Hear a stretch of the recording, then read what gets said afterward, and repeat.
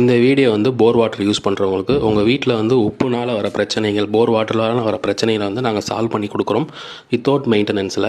So டேரெக்டாக வந்து போர்லேருந்து மேலே போகிறப்ப 2 ஃபில்டர் ஒரு கண்டிஷனர் மாட்டி கொடுத்துருவோம்.